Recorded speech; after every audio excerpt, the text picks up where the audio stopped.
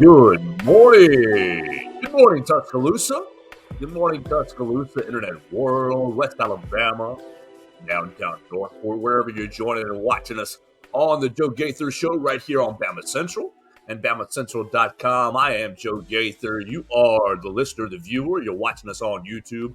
You're watching us on Facebook, on Twitter, on everywhere that you can get the Joe Gaither Show. You're listening to us on Spotify, Apple Podcasts, and on Amazon. Might help if I don't hit my microphone and unplug it right there. Good Monday morning. Oh, man. And it is Monday morning. And you're thinking, why are we doing the show this early? We're doing the show this early because it's going to be a crazy busy day here at Bama Central. And we are so excited to kick off a new week. So you guys can follow us at BamaCentral.com for all our coverage. We're going to be covering Alabama basketball's first practice, Alabama baseball's first practice. Of course, Nick Saban at noon. Nick Saban is going to be talking at noon, followed by some Alabama football players. And we will get over to Alabama women's basketball as well later in the afternoon. So huge day at Bama Central. Make sure you're following it at BamaCentral.com. We'll bring you the action for all four sports getting going right here at the capstone. And I'm so excited to be a part of it right there at BamaCentral.com. You can follow us at BamaCentral on the Twitter machine or X machine, at BamaCentral SI on Instagram. And we are very excited about the huge day. What are we going to do? Oh my gosh. How did you guys enjoy the weekend? I enjoyed it. Oh, my goodness. I enjoyed it very much. We are going to talk about, of course, Alabama soccer.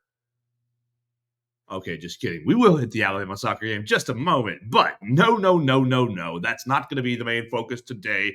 The main focus today is Alabama's back. The Alabama Anaconda showed itself on Saturday, defeating.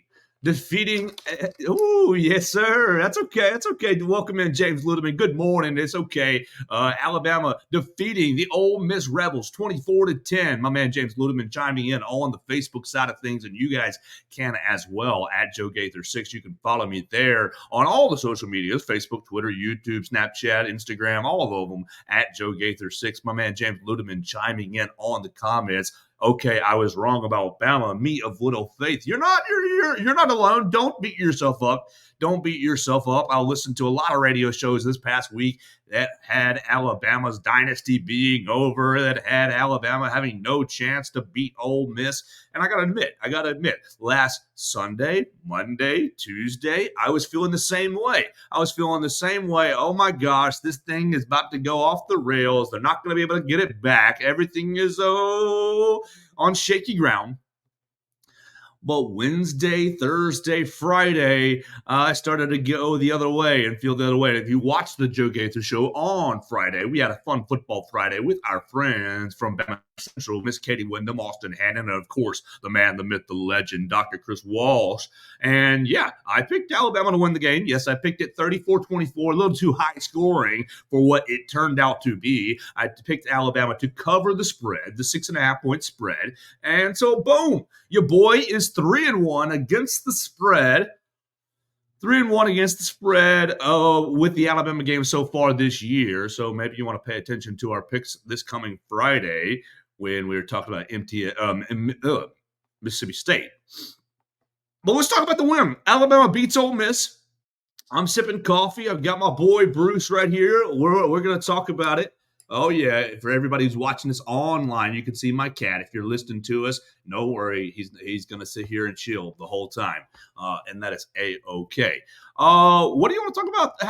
Where do you want to start? I got what? 1, 2, 3, 4, 5, 6, 7. I got 7 or 8 notes from the game. If you want to check out my breakdown, my rewatch of the game, it is right there on Twitter right now. On X, I broke down probably 65 plays, snaps from the game. You can view pretty much all of it right there at Joe Gaither 6 on the X machine to go play by play. We're not going to bore you like that. That takes quite some time, and hope you enjoyed that for your own viewing pleasure while you are bored at work or whatever you're doing this week.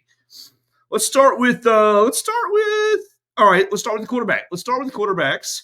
We obviously have Jackson Dart and Jalen Milroe playing head-to-head, and we're going to grade our boy Jalen Milroe. Jalen Milroe leading Alabama 24-10. As we said, we're going to start with Jalen Milroe, and I think let's go ahead and give him a grade right off the top. I'm going to give him B plus. We'll go B plus, A minus. He's right in that range. Okay, everybody wants to focus on the end zone interception, and obviously that cannot happen. So we're gonna knock you down from an A for that. You don't get the A minus. You're gonna be B plus for basically his great game. I didn't even see his actual numbers. I watched all the film again last night, but what was his numbers for the game? Obviously, having the touchdown, Alabama, Ole Miss. Let's pull up that box score so we can see what his actual numbers were.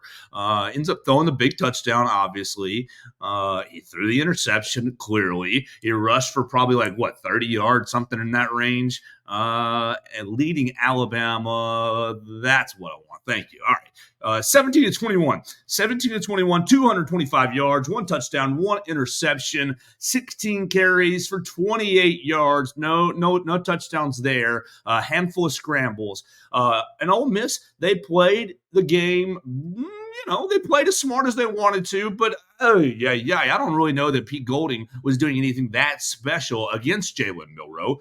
You had 3 quarterback end arounds that were or off tackles or sweeps, whatever you want to kind of label them as, that I don't think we've seen quite so far this year. I got to give Tommy Rees credit. I'm going to beat Tommy Rees up some on this show, but I'm going to give him credit as well for implementing that play, that wrinkle into the Alabama playbook. The quarterback snap, go end around, running back lead blocker, tight end and tackle, seal it off. You basically got positive yardage all 3 plays, and Tommy Rees saved each one of those plays for big moments in the game. He had this. He debuted it, I think, on the first drive, and then he ran it again on the drive that Jalen Milroe threw the interception, and then he ran it again on the drive where Alabama is running the clock out at the very end of the game. Look, you saved it for the great moments of the game. You saved it for the perfect times of the game, and I love that wrinkle. Implementing Jalen Milroe's running on just straight up quarterback runs. We're not gonna mess around with any other reads or any other things. We're gonna put our best athlete on the edge, and we're going to give him an extra blocker, and I love that. So Jalen Milroe played a pretty fine game, in my opinion. Look, besides the one interception, he was careful with the football. Look, Ole Miss played a lot of rush 3, drop 8. They played a lot of rush 3, leave a lineman, Centarian Perkins, leave a lineman as a spy, drop the other 8 behind him, and let's see if Jalen Milroe can force a ball into coverage. And what I liked about Jalen Milroe is he barely ever, obviously the interception was a mistake, and he did force it into coverage there, but barely ever outside of that did he force it into coverage. And so I liked Jalen Milroe's game. Obviously, he comes off the field after the interception going, me, that's my bad. And yes, it is your bad, my man. We cannot have detrimental plays. We can't, turning the ball over is one thing, and obviously it's a bad thing, but you cannot turn the football over right there down in the red zone. Oh man! Just take a knife and cut your fingers off. Literally, you're hurting your team. Take a gun, shoot yourself in the foot. That's as bad as it gets, honestly. And Coach Saban, after the game, saying, "Oh, they ran trap down there in the goal line," which is, he goes, "Y'all don't know what that is," and he explained it to everybody, which I loved. It basically was man to man. Everybody ran man to man except for 2 flat defenders on each side, and the flat defender on that far side just floated, and waited for Jalen Milroe to throw that ball. Intercepted it, and painful play, painful turnover for Jalen Milroe. And that, how many of you Alabama fans out there were thinking, "Oh my gosh, here we go, get this guy off the field"? Because at that point it was 7-3, I believe. I think it was 7-3. Ole Miss had already scored. And kudos, Jackson Dart. Jackson Dart played a pretty decent game, except for his interception. His interception was almost just as bad, throwing it into double coverage. You had Caleb Downs and Terry and Arnold on the backside almost just as bad. Not near as costly because it wasn't into the end zone, but it ultimately was costly. Alabama paid off the interception with a touchdown. Boom, you cashed in right there, 14-point swing, and really took control of the game in that second half off the Jackson Dart turnover. But we're talking about Jalen Milroe. We're not talking about Jackson Dart really yet. I was really excited and really happy with Jalen Milroe's game because with the drop 8 coverage that he basically played into all day long, he made pretty good plays. Wendell Hare chiming in on our Facebook section. It was some good SEC football played between Ole Miss and Bama. And yes, it was. It was like I walked away from that game thinking vintage Alabama. And we'll get into what it really means big picture wise for the next, 10 weeks, 11 weeks for Alabama here in a little while. But Jalen Milroe, look, he didn't force the ball outside of the one interception. He didn't force the ball down the field. Now, are you holding the ball a little too long? Sure. Hold the ball just a hair too long. But I think, look, he hit it. He hits underneath pass to Isaiah Bond, goes for a first down. He dumps off to Jace McClellan, goes for a first down. Let me respond to a work text message real quick, and I will get right back on it. Miss Katie Wyndham chiming in asking for plans today. Yes, I am. Yes, I am, because it's going to be a huge day. We're going to be going to Alabama basketball availability. We're going to go to Nick Saban availability. We're going to go to Alabama baseball availability and women's basketball availability. Again, you can follow all that at BamaCentral.com. My man James Ludeman, defensively, this Alabama team will keep the team competitive in games. Defense wins championship. Yes, James. And we're going to talk about the defense here in a little while. Jalen Milroe hits a lot of underneath passes. He finds Robbie Oots for a pretty good pass. He finds CJ Dupree for a pretty good pass. And look, here's the deal. It wasn't ever as smooth as Bryce Young. I'll say that. No, of course not. The reads are a little clunky. The ball comes out of his hand a little bit clunky. But he's mostly picking out the right man. He's mostly picking out the right guy. He's finding the right and really giving Alabama a chance to stay on schedule.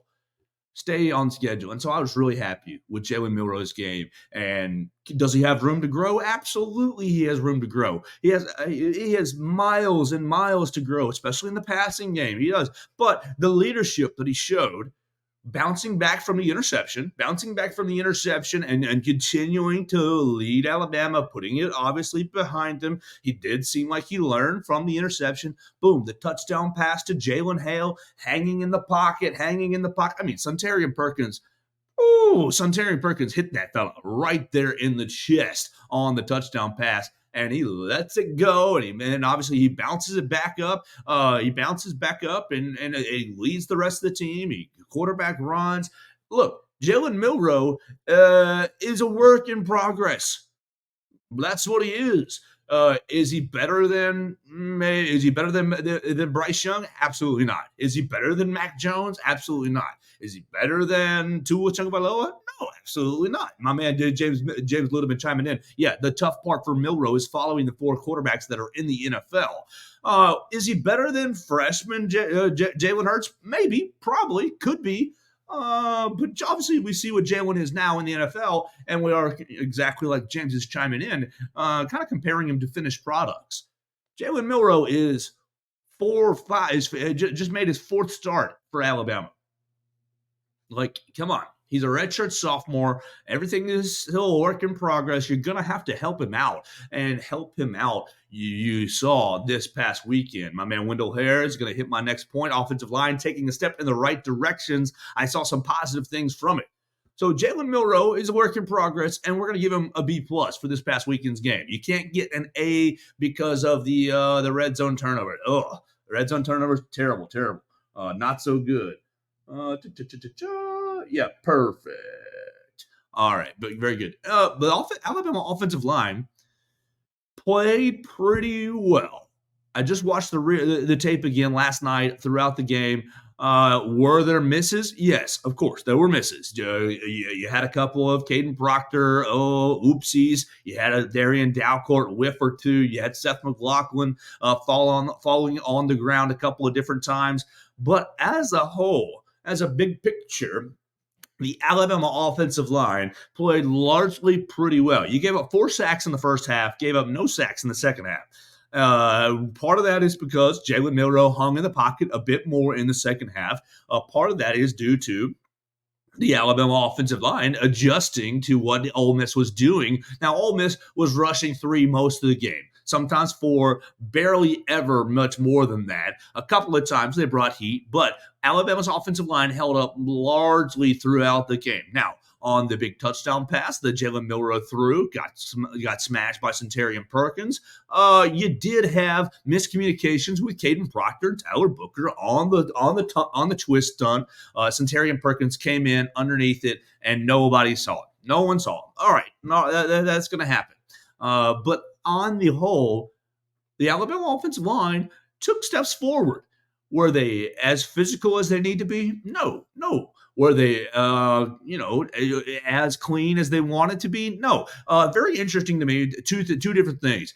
Nick Saban brings in Elijah Pritchett and brings in T.J. Ferguson really midway into the second quarter. And I think Elijah Pritchett played pretty well. Yeah, well, yes, exactly. James, did you not hear me attribute the 4 sacks a little bit on Jalen Milroe and a little bit on the offensive line? They took steps forward. Elijah Pritchett came in for Caden Proctor a little bit of the time, and it was either one of two reasons. Like Coach Saban attributed it to, I want to see both players play, but he also, I think, wanted to give Caden Proctor a little bit of a break to view things from the sidelines and kind of say, hey, man, watch Proctor a little bit, or watch Pritchett a little bit, because Pritchett played pretty well. I wonder if you're going to see Pritchett more as we go throughout the rest of the year in place of our friend Darian Dalcourt, who still plays with his pad level way too high. That's my only real complaint for the Alabama offensive line is the pad level on the whole needs to get better. The pad level on the whole is still a lot higher. There's a lot of catching defensive linemen as they are underneath you getting penetration. But on the whole, the Alabama offensive line did play better. I think that you had obviously better leadership and obviously Tyler Booker's return to the Alabama offensive line. It was big for the line. And then you ultimately had Jace McClellan rush for right over 100 yards. You basically closed out the game.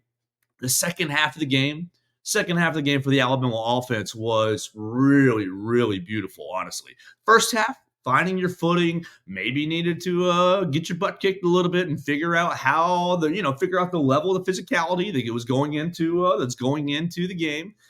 But on the whole, I think the Alabama offensive line played really strong. Oh, my grandmother chiming in. Yes, man. Oh, wrong comment. There we go. Oh, my grandmother chiming in. It was a good game and great to see you joining me on the Joe Gaither show this morning. Great to see you.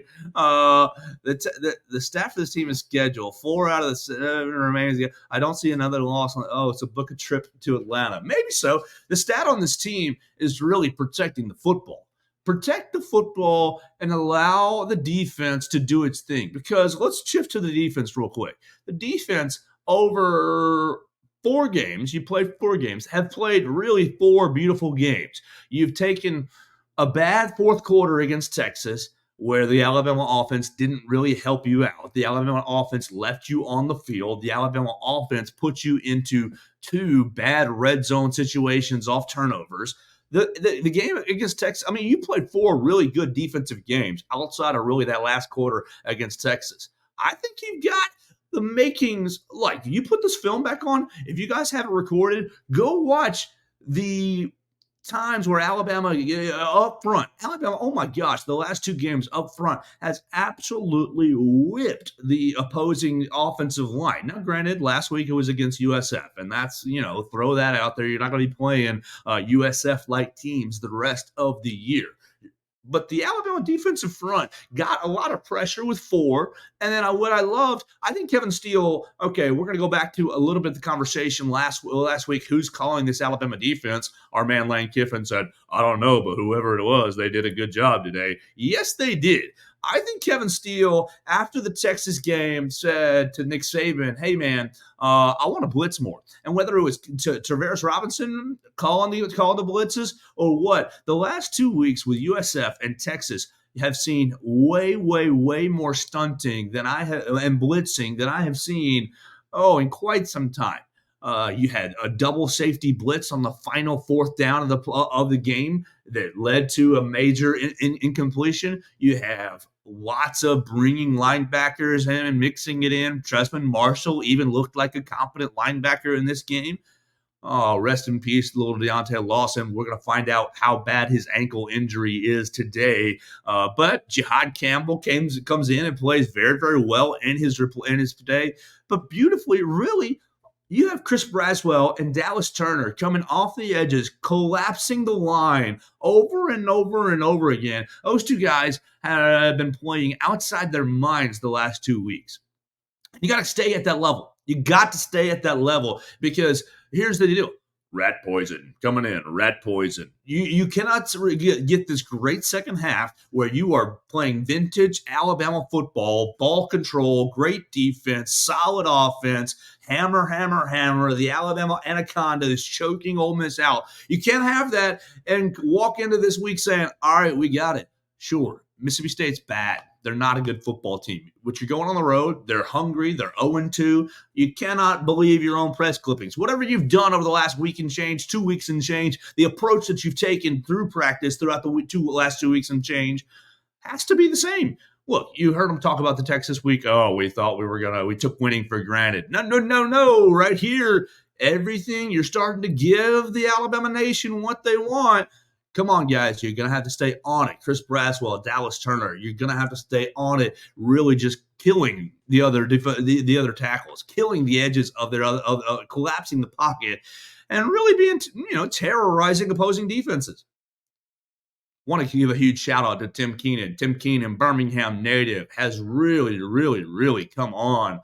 We've been looking for a dominant defensive lineman probably since Quentin Williams. I know I know Christian Barmore did a little bit of that, but never really consistent enough. Tim Keenan, the last 2 weeks, has shown lots of flashes of ability, lots of flashes of disruptive nature in his game, and disruptive nature within the scheme of the offense, within the scheme of the defense. You used to hear Christian Barmore, he's a beast, but he's not playing in the scheme of the defense, and that's why he's not playing so much. Tim Keenan playing in the scheme of the defense and just really becoming a disruptive force. And so when you can get pressure, if you're Kevin Steele and you can get pressure with 3 and with 4, it gives you a lot more creativity on the back end. It gives you a lot more freedom on the back end. And goodness gracious, the Alabama back end, the Alabama defensive backs have been absolutely incredible. The last 2 weeks, for sure. Obviously, the Texas week, not good. The Texas week, you got burned on several miscommunications.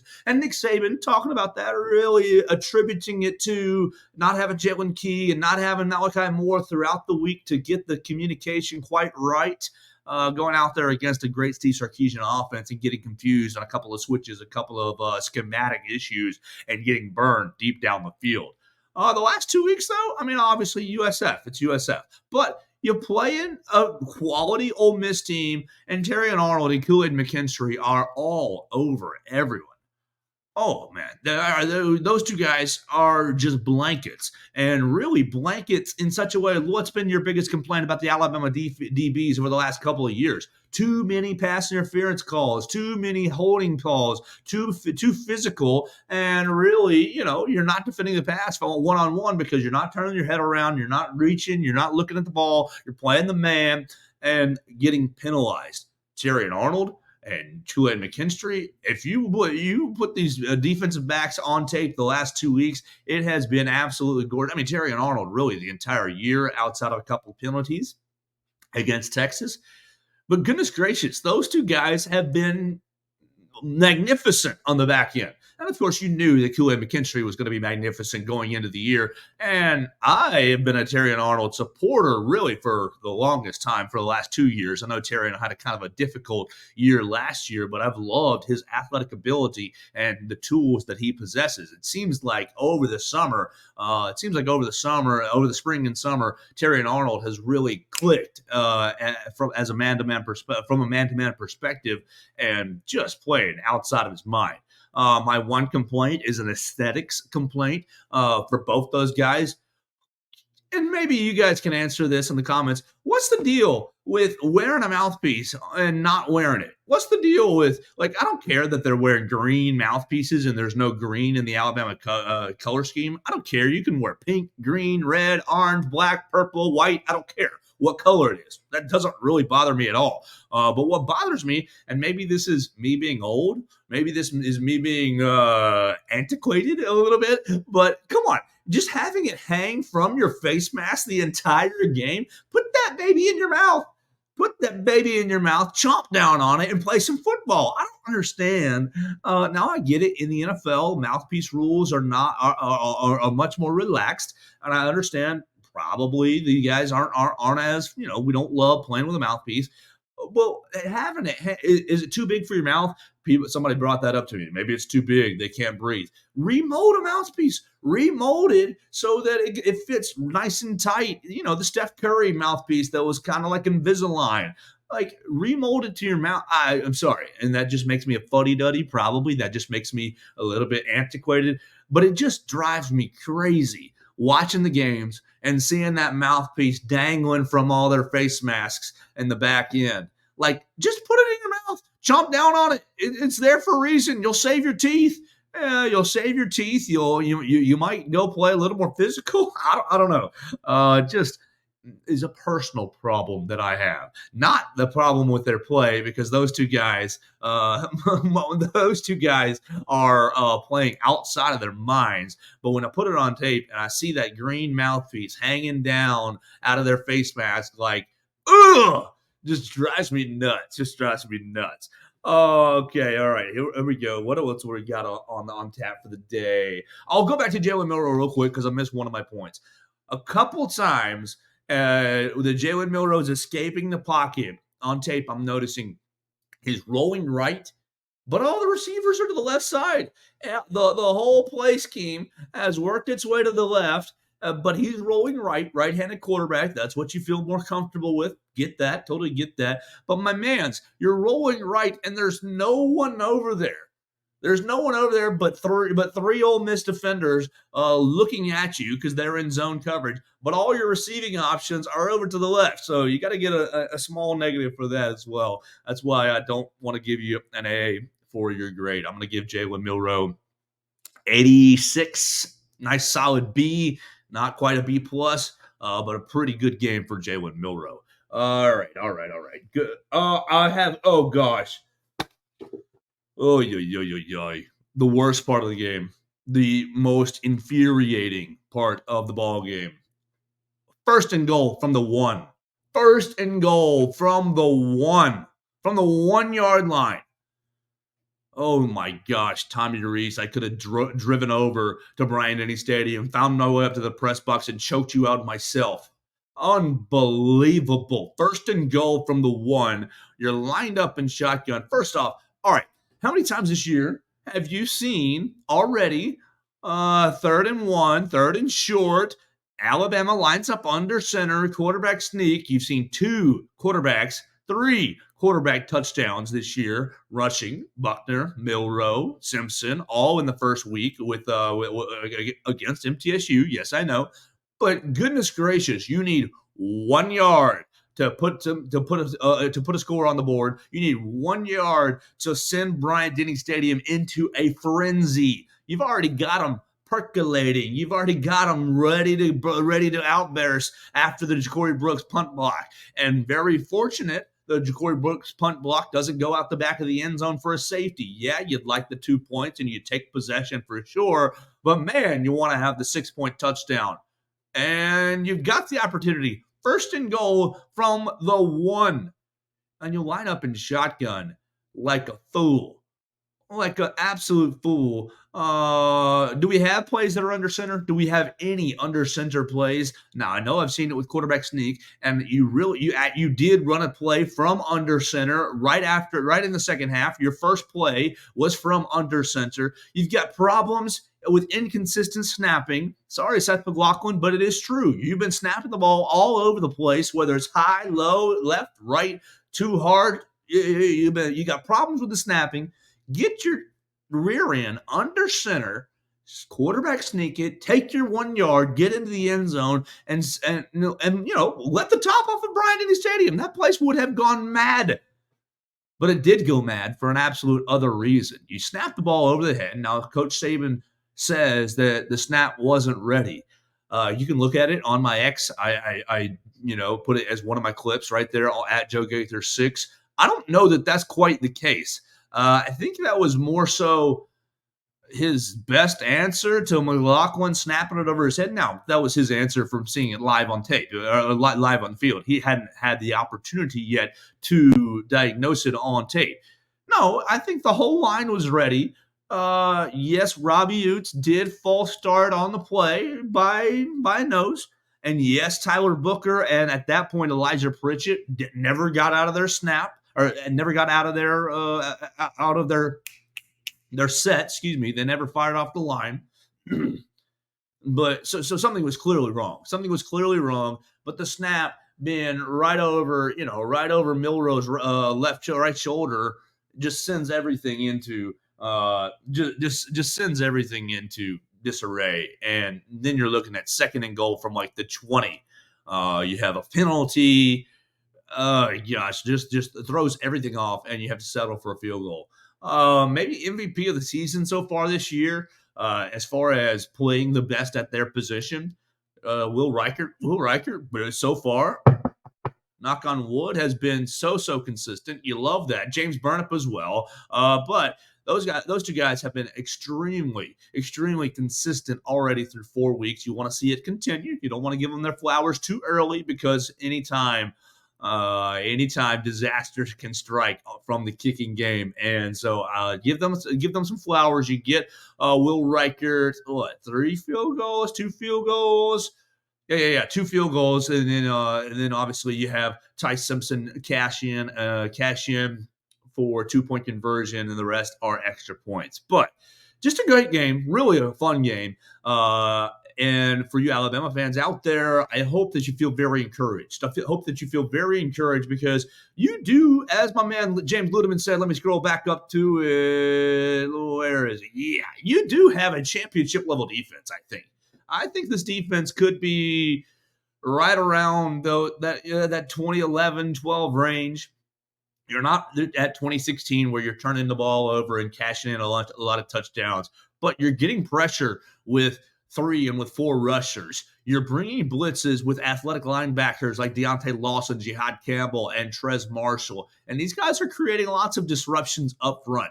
And so you should be encouraged that the Alabama defense is really strong through 4 weeks. And I think that really, because of the defense, it leaves pressure off the offense to a degree, but the offense needs to be a little more patient. Needs to be just a little more patient. And you found that in the second half. You found that in the second half by running the football more, by getting into the running game and being patient with the running game. Okay, my man James Ludeman cashing in. The question is, the key to the offense success in running? Yeah, no, it is. It is. Milroe seems to be better with less throws, 131 rushing yards and 21 passes for Milroe. Yeah, that's exactly it. You have to pass in certain times. You have to pass when it's necessary. You don't need to be throwing the ball all over the yard. You can be patient, taking a 2-yard gain on 1st and 10. You can take another 4-yard gain on 2nd and 8. And now you're looking at 3rd and 4. You get into 3rd and 4, the defenses have to guard quarterback run, have to guard any sort of pass,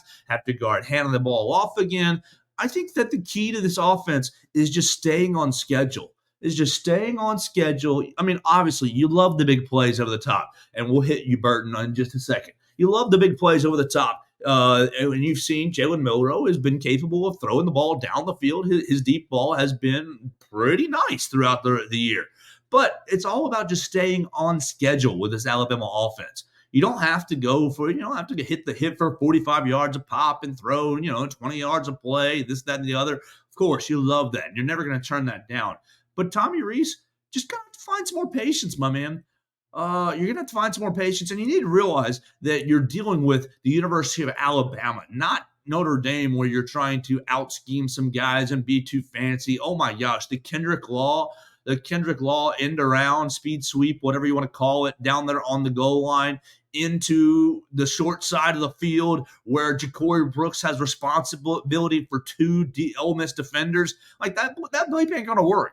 That bleep is not going to work. Just line up and go at these people. Go right at these people. And I think that you're going to really find more success, being more patient and going right at these people. I love what I saw getting in 12 personnel. A lot of the game, not enough. A lot of the game, but not as much as I want. You ran the pistol formation a handful of times throughout the game. I like it. Need more. Need more downhill running. Much more downhill running for the Alabama offense to be successful. Now, I got good Burton, bad Burton on my list.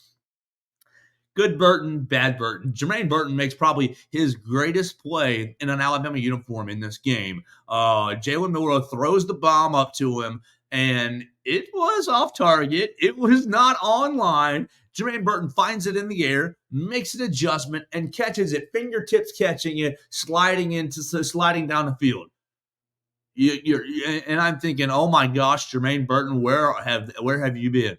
And yes, that was a miss on Milroe's part. Now, it didn't go down as a miss. It went down as a 40-something yard gain through the air, and everybody rejoices. Jermaine Burton made really a beautiful adjustment. This is in the second half. As Alabama is starting to take control of the game. Now, you follow it up, you dummy. Oh my gosh. Good Burton. Greatest play you've ever made in an Alabama uniform? Bad Burton. Just, you hold around the edge. You negate the fifth touchdown of the year, negated by penalty. Jermaine Burton, holding call on the outside. Holding call 11 yards down the field. I mean, my mans, you're already 11 yards down the field. You don't need to hold. Jace McClellan, even if Jace has to go one-on-one with that defender because you stopped blocking because you didn't want to get a holding call. Do you like Jermaine Burton out on the edge against a defensive back? Yes, you do. So give him a chance to either go one-on-one, beat the defender, or just take the 11-yard gain, take the 13-yard gain, because Jace McClellan's going to fall forward against a defensive back. Oh, absolute pain, absolute gut shot to follow up a great, brilliant play, and it was a great, brilliant play, Jermaine Burton, with a negative play that really just take wind right out of your sails, and just painful Jermaine Burton on that play. All right, Jalen Hale makes two huge catches. It was just two catches for Jalen Hale, right? Yeah, two catches, 63 yards, and a touchdown. Freshman getting onto the field for looks like his first significant action, in my opinion. Makes a big catch on a crossing route right over the side, and you need to look at that play right there on my exploit machine where I break it down at Joe Gaither 6. Jalen Milroe making a perfect read. As soon as the back third defender turns his back, he launches it up to Jalen Hale for a nice 35-yard gain. And then obviously you all saw the touchdown pass. Jalen Hale going up over the top, catching the ball, coming down in the end zone. Got to give a big shout out to the announcers trying to count feet. Oh, he's got 1, 2 feet in bounds. Okay, it's a touchdown. Like, you idiots, this is college football. You only need 1 foot in bounds. You only need a little bit in bounds. The announcers left a lot to be desired over the weekend. Good morning, CJ Watson. Yes, it is an early show, and I'll remind you why. It's an early show because BamaCentral today is going to be all over a lot of coverage. We're going to Alabama basketball availability. I'm going over to that in literally 15 minutes or so.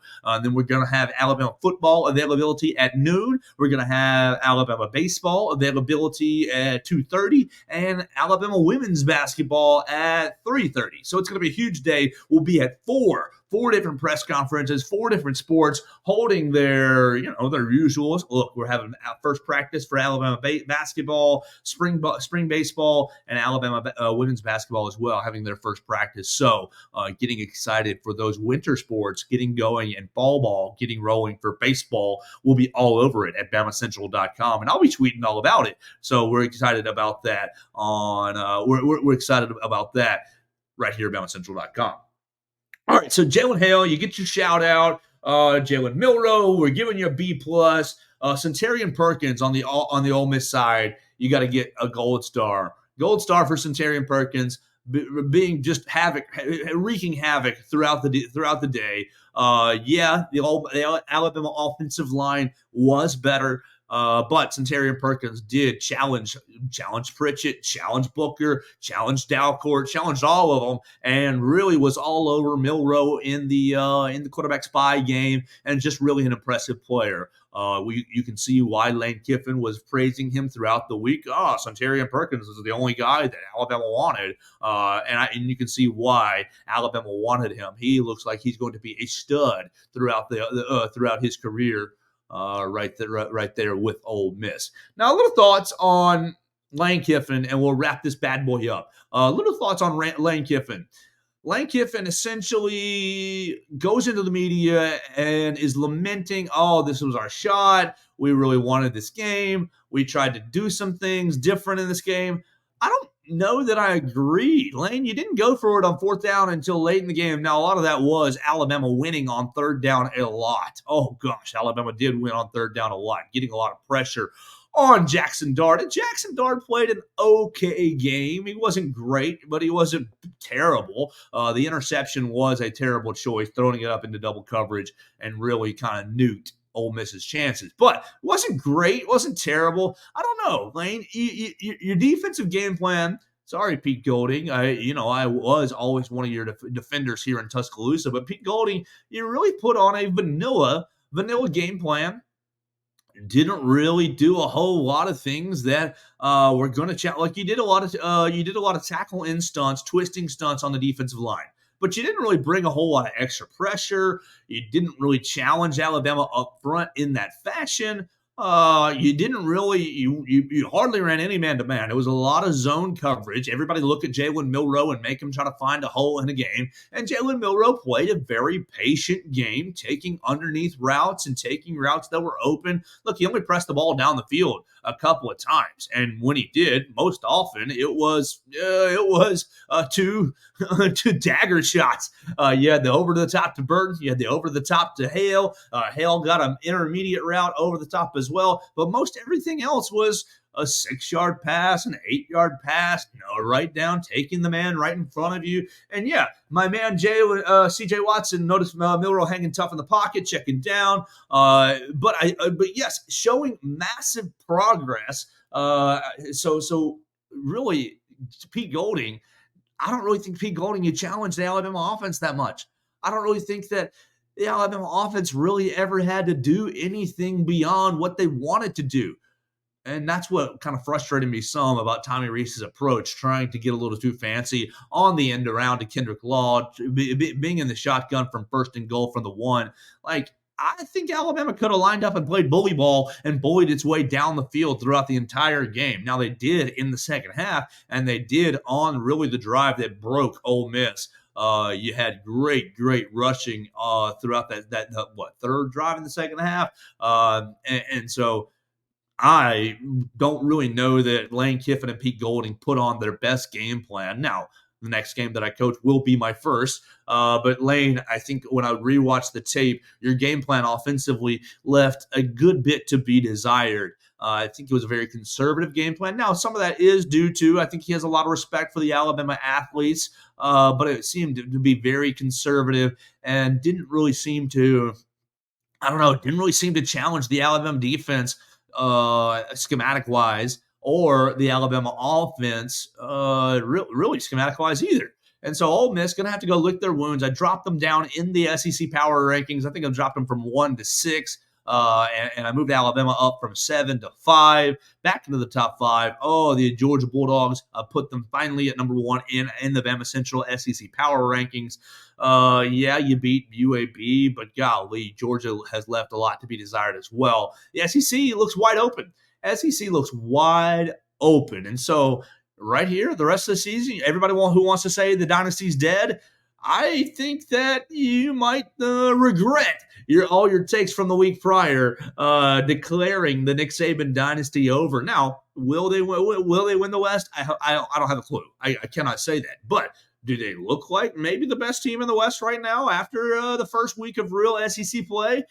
You know, LSU's still there. LSU went to Starkville and beat the brakes off of Mississippi State, but you played a real close game with Arkansas. Yes, I know Arkansas, a rivalry game. The KJ Jefferson and the boys going to throw everything at you, but Arkansas hasn't really impressed me that much.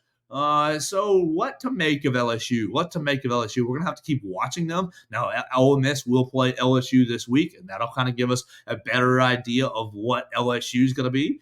Obviously, Alabama's focus is on Mississippi State. I keep wanting to say MTSU, Mississippi State, and we'll get into Mississippi State later in the week as we progress.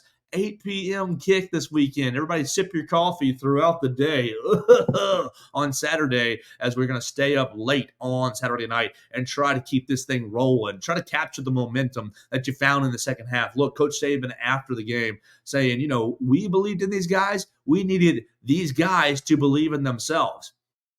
Ideally, the second half, when they rewatch the tape this week, is going to say, look, when we do the right things, when we play to the standard, the standard.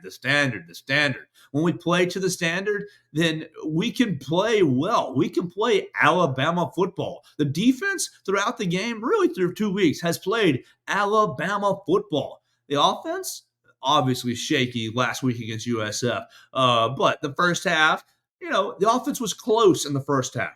There's just a couple of mishaps in the first half that prevented Alabama from getting into the end zone and putting up more points. Obviously, the interception stands out as the biggest mishap. But a couple of mishaps that really just prevented you from putting up more points. The second half, really, really clean offensively, largely. Of course, still things to clean up. You had some penalties that you want to clean up, some holding calls, some illegal shifts that you wanted to clean up. But the second half, you hear it in the intro, you hear it on CTSN. This is Alabama football. Second half was Alabama football. You had the Alabama Anaconda choking Ole Miss out, the life slowly robbing them of air, and you can see it on the sidelines, Lane Kiffin getting frustrated. And so what will you do, Alabama? Will Alabama take the second half and be able to string it together week after week after week, build momentum off that second half, and continue to grow and improve? Tommy Rees will continue to learn his personnel, learn what works for this team. The Alabama offensive line, hopefully, ideally, will continue to take steps and work towards improvement. And I think you've got all the makings of a classic vintage Nick Saban football team. So we'll just have to see how it progresses. I've gone through all my notes for the day. We're going to be back tomorrow with another edition of the Joe Gaither Show. Quick reminder, we will be all over Alabama basketball, Alabama football, Alabama women's basketball, and Alabama baseball today at BamaCentral.com. You can follow me on the social media machines at Joe Gaither6 on Twitter, Facebook, Snapchat, Instagram. I'll be social mediaing all of the press availabilities. We'll be on hand with Katie Wyndham, Blake Byler. We'll be on hand with Matthew Gibson and many others right there in the Naylor Stone Media Room, right there at Sewell Thomas Stadium, right there in the bowels of Coleman Coliseum and at Foster Auditorium. Looking forward to being in person, seeing Christy Curry, Nate Oates, and Rob Bond for the first time this year. You can follow it at BamaCentral.com. Of course, all the coverage is at BamaCentral on the X Machine. You can find us, I think it's Alabama Crimson Tide on Sports Illustrated on Facebook. We'll be sharing all that out. Looking forward to a big day at BamaCentral.com. Thank you so much to everybody chiming in on the comments. My man James Ludeman, CJ Watson, Wendell Hare, my grandmother Marianne Moore as well. Robert Green, I see you, Robert Green, on the comment side of things. Having a great day. I hope you all have a great day. We'll be back tomorrow with another edition of the Joe Gaither Show right here on BamaCentral and BamaCentral.com.